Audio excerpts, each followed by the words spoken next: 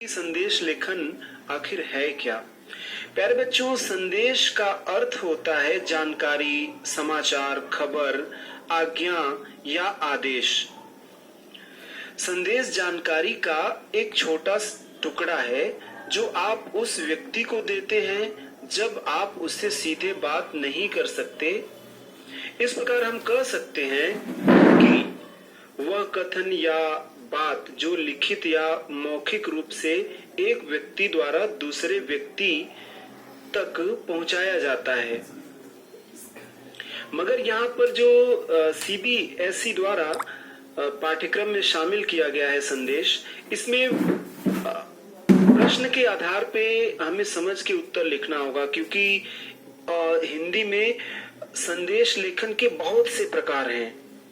तो हमें प्रश्न विशेष पर ध्यान देना होगा। जैसे मान लीजिए कि हम कभी कभी किसी के जन्म दिवस पर शुभकामना देते हैं, कभी हम किसी को पुण्यतिथि के विषय में देते हैं, कोई सार्वजनिक सूचना दी जाती है। तो इस प्रकार हम कह सकते हैं कि ये विषय जो है संदेश लेखन का बहुत ही वृहद है, और ये खास तौर पे जो प्रश्न लिखा जाएगा उस प्रश्न पर आधारित होकर हमें उत्तर देना होगा।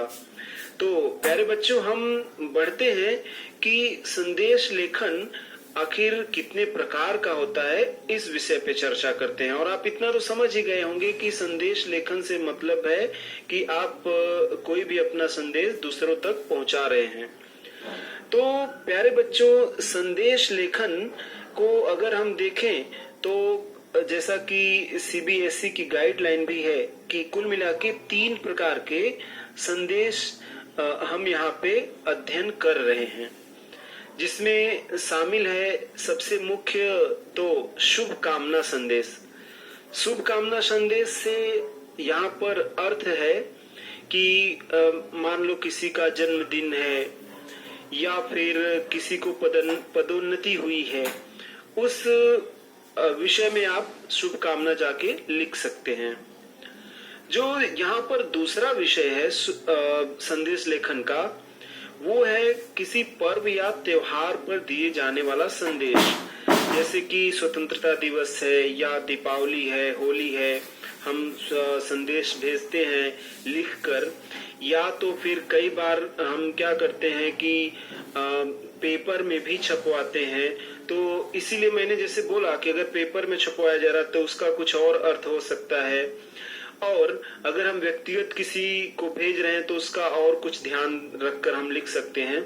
तीसरा जो प्रकार है, इसमें विशेष प्रकार है कि मान लो किसी की पुण्यतिथि से संबंधित जानकारी देनी है, या किसी पारिवारिक जन के अवसान हो जाने पर हम शोक संदेश देते हैं, या फिर हमारे यहाँ मान लो कि भागवत कथा है और हम वो संदेश दूसरों तक पहुंचाना चाहते हैं। तो कुल मिला के इसमें 3 प्रकार के विषय का समावेश हो जाता है। जैसा कि सीबीएसई की जो निर्देश दिए गए हैं उसमें भी ये स्पष्ट रूप से बताया गया है।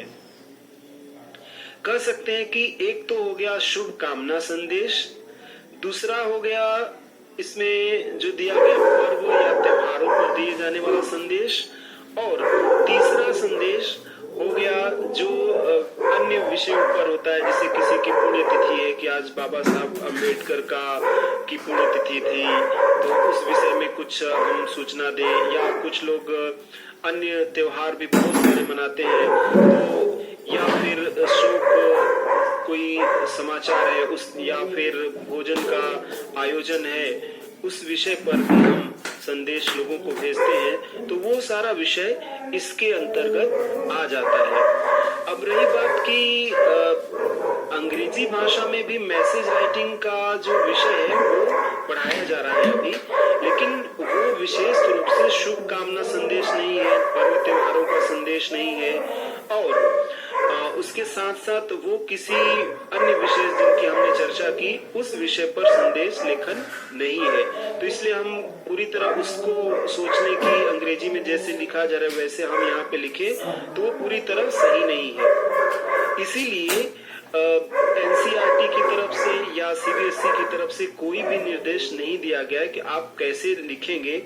इसके बजाय उन्होंने विशेष रूप से रचनात्मकता पर जोर दिया है कि आप में रचनात्मकता कितनी अच्छी है वो प्रदर्शित करना है।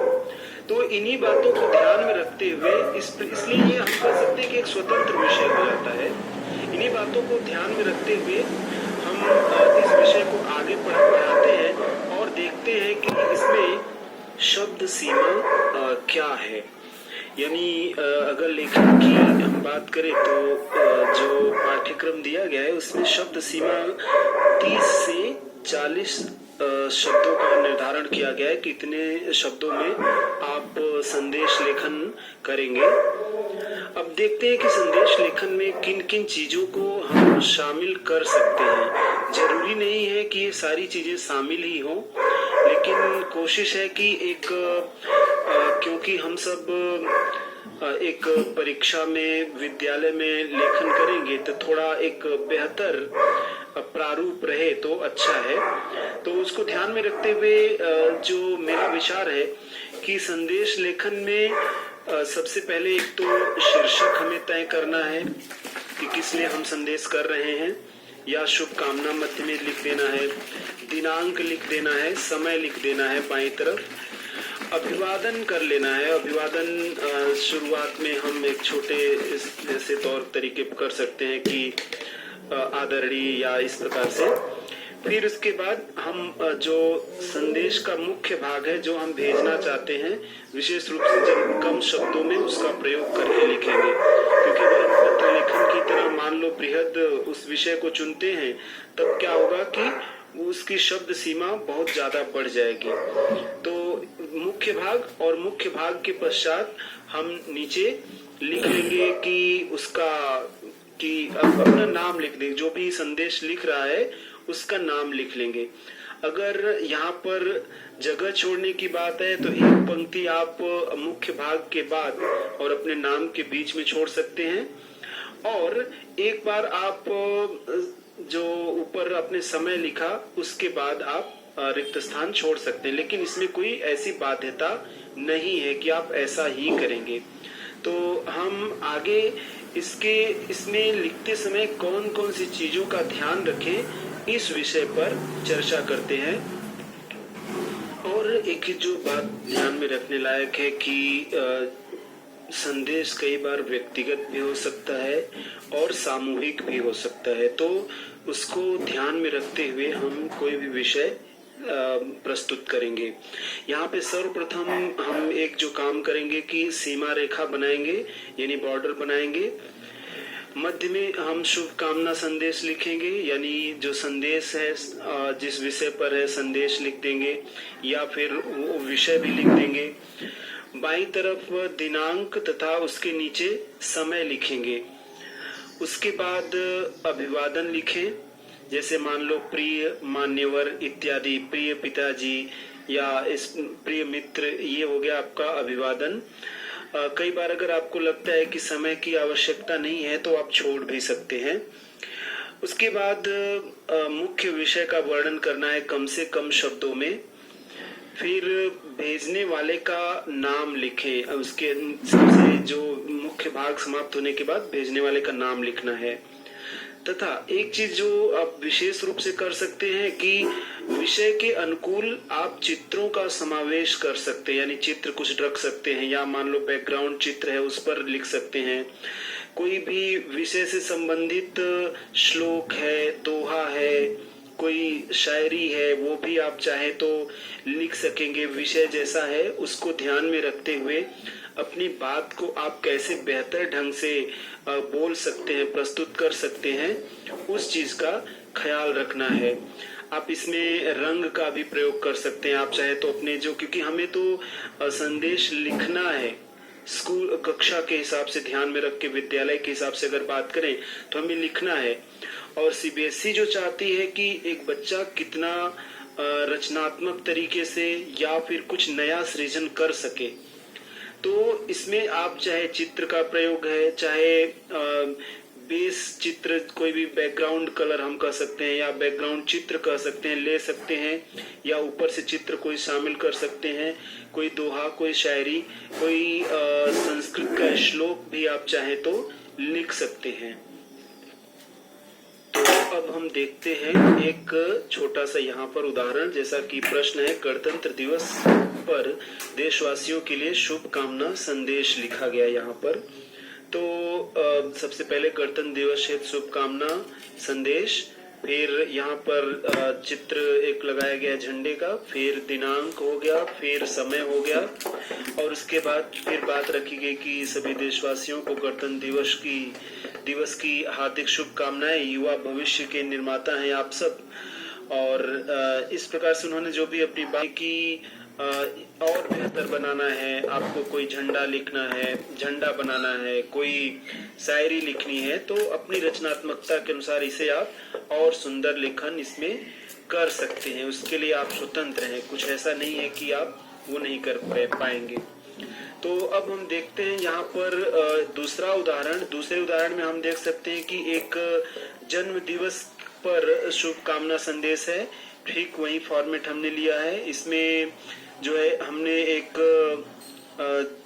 शायरी जैसा आप कह सकते हैं कि लिया गया है, और फिर उसके बाद शुभकामना संदेश दिया गया है। फिर उन्होंने, तो कुल मिला के प्रारूप एक जैसा ही है, मगर तरीका थोड़ा बदल गया है। इसमें भी आप चाहें तो चित्र इत्यादि प्रयोग कर सकते हैं, या अपनी रचनात्मकता के अनुसार और बेहतर उसे कर सकते हैं। शोक संदेश का एक प्रारूप हम देख सकते हैं। अक्सर इस प्रकार की समाज में जब दुखित करने वाली कुछ घटनाएं घटती हैं, तो हमारे समाज में ये प्रचलित तरीका है लिखने का। तो उससे भी देख करके हम समझ सकते हैं कि ये जो तरीका है कि ठीक वही हमने लिया, ऊपर शोक संदेश लिखा, एक छोटा सा चित्र लिया, और लिखेंगे तो विनीत और शोक संतप्त, इस प्रकार से हमने लिख दिया है। तो कोई ऐसा नहीं है कि आप एक विशेष प्रदत्त प्रारूप को ही पकड़ कर चलेंगे। अब शोक संदेश है तो इसमें तो हम कुछ रचनात्मकता ज्यादा दिखाएंगे नहीं कि चित्र या वर्णन या कुछ ऐसा खास नहीं करेंगे, थोड़ा बहुत मान लो एकाक सिंबॉलिक कर सकते हैं।